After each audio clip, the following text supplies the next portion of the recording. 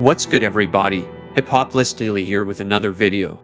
In this video, I want to bring y'all in the city of Los Angeles, a place with nice views, palm trees, and a lot of media stars. But let's not forget that Los Angeles is also a dangerous place filled with gangs, guns, and drugs. Los Angeles is special, and that's why I decided to do this video, because in other parts of the world, rich and poor don't mix. But in the city of Los Angeles, the glamorous life of the stars from our favorite movies is crossing paths with the gang life. So follow me into this video to see the story of our favorite actors who've fallen into the hood life.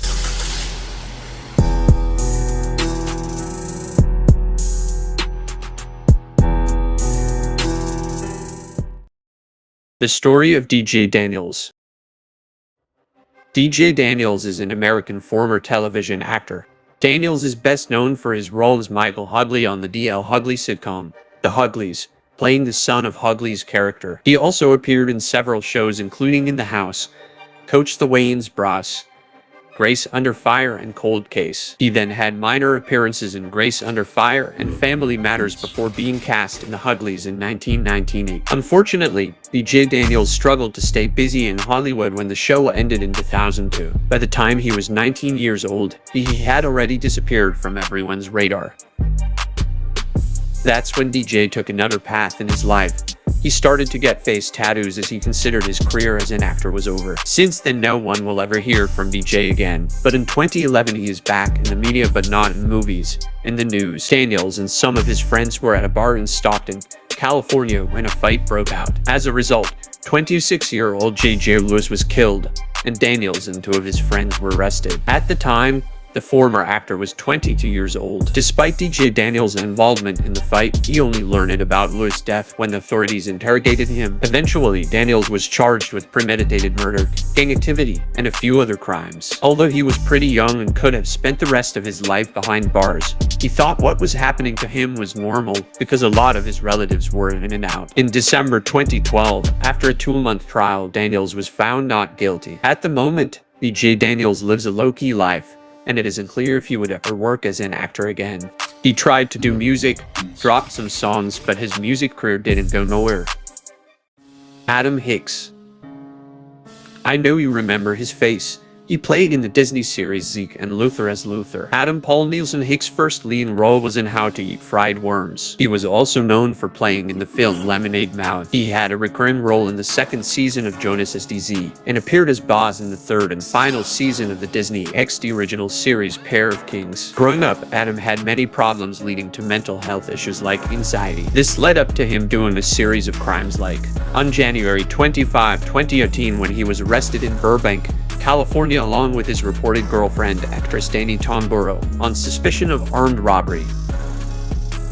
He went through a mental health evaluation to determine whether he was competent enough to stand trial for the charges. Hicks' arraignment was originally scheduled for March 23, 2019, when his attorney notified the judge his client was not currently in a state where he can assist in his defense.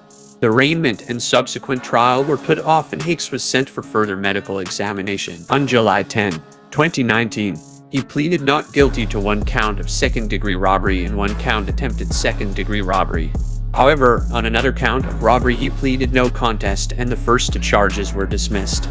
In July 2021, Hicks was found guilty of robbery and was sentenced to serve 5 years in state prison, while Tomboro was given 3 years of probation. However, Hicks was released in March 2022 on parole after the judge credited his 1460 days he served while awaiting sentencing. Hicks is now doing music, but is not anything big. Shia LaBeouf and the Harpies Gang. Shia was born on June 11, 1986, in Los Angeles, California.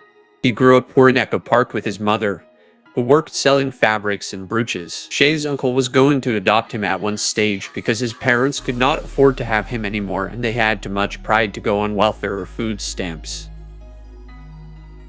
As a way of dealing with his parents' divorce, he would perform for his family, mimicking his father. Shia then lived with his father from the age of 12 whilst he was filming Even Stevens, with his father serving as his on-set guardian. During this time, he accompanied his father to meetings of Alcoholics Anonymous. Shia has also said he was subjected to abuse by his father. once pointed a gun at his son during a Vietnam War flashback.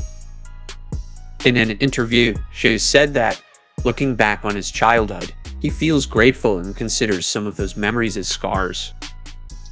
The actor, now 34, seemed the ultimate success story when he landed the lead in the Disney series Even Stevens at 13. But his childhood was rocked with trauma, including a drug-addicted dad who abused him verbally and physically, and witnessing the rape of his mom when he was 9, leaving him with PTSD. In 2019, Shia was preparing for the role Creeper in the movie The Tax Collector.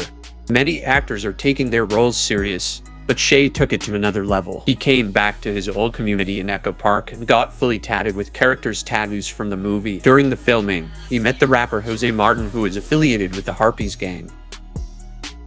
So in this period, Shia started to hang with Harpies gang members, and he even got put on that hood. He throws up the gang signs, and he even got Harpies gang sign tatted on him.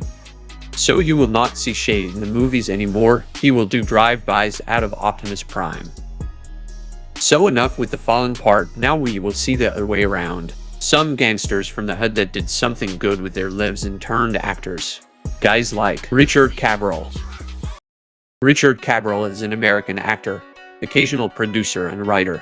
He is best known for his roles on Mayans MC on FX, the BC television series American Crime, which earned him a Primetime Emmy Award nomination in 2015, and the Fox television series Lethal Weapon. Cabral grew up in East Los Angeles, in a second-generation Mexican-American family. He became active in gang activity from an early age, and his first felony was stealing a wallet at the age of 13. He said in an interview with Entertainment Tonight that his family had been a part of the gang scene since the 1990s. Richard was also sentenced to prison for violent assault with a deadly weapon and was released at the age of 25. He was a documented member of Barrio 213 in Montebello. Cabral's entertainment career started in the Chicano rap music scene as a member of the Chicano rap group Charlie Rocampo.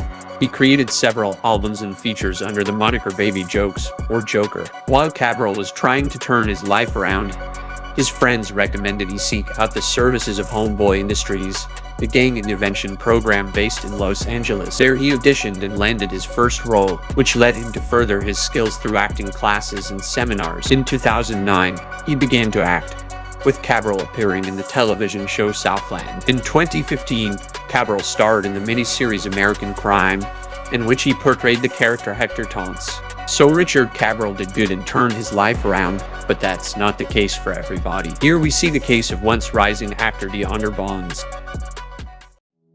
DeAundre was born in 1976 in South Central and ended up moving around to Crip Hoover and Blood Hoods. DeAundre grew up around gangs, but he never joined one. He stayed neutral. DeAundre had a hard life growing up. He had 7 siblings. He did anything he could to help his family, like sell candy on the street. They eventually got placed into foster care. DeAundre's first acting moments were in the school where he acted in school plays. Bonds has mostly appeared as a guest actor on television shows.